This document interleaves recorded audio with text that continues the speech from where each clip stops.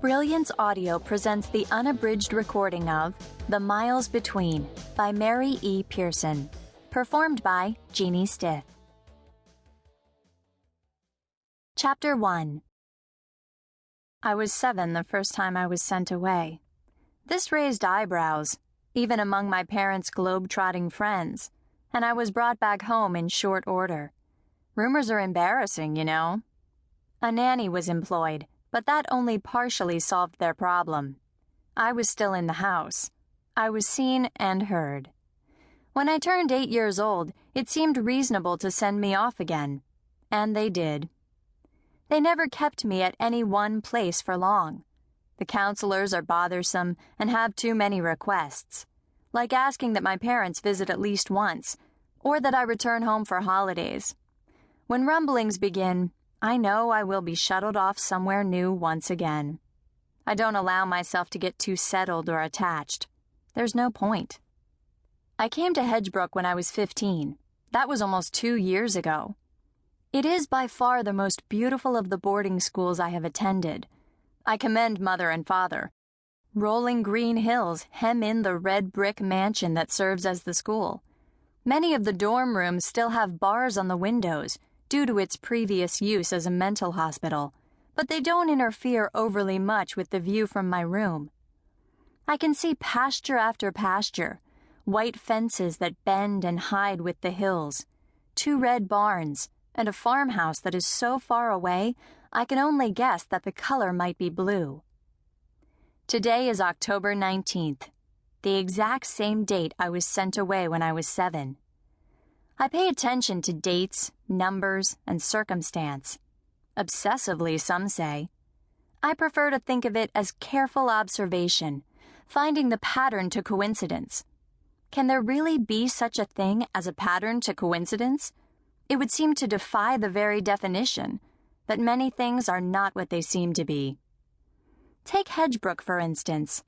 Hedges are abundant here. They separate gardens, stables, and fields. Some are large and loose and move in the wind like sheets billowing on a line.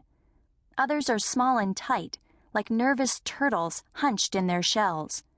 And others in the distance, naturally sprung up along brooks and in the dips of hills, are really a mixed batch of trees and shrubs, actual forests if you could get through them, but hedges by default.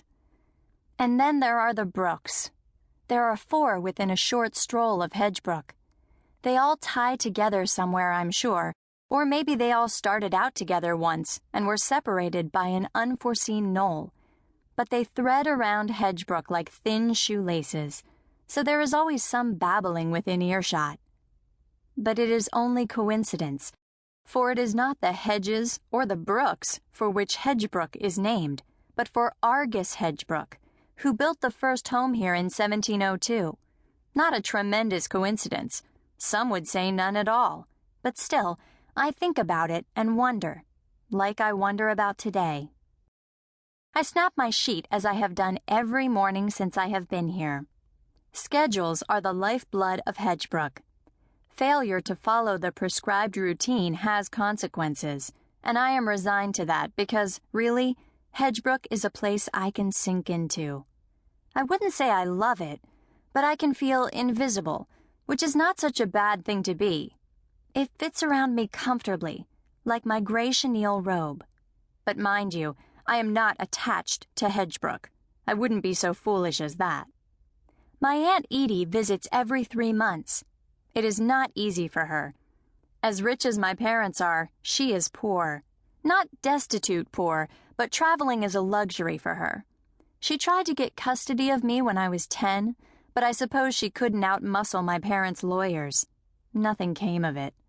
But every time she visited, she would tell me she loved me, and every time I would ask why my parents wouldn't let me live at home, and every time she would turn away and wipe at her eyes. I don't ask her anymore. I enjoy her visits, and I don't like to see her cry. Crying is something I avoid watching and doing. Nothing comes of it either. I learned that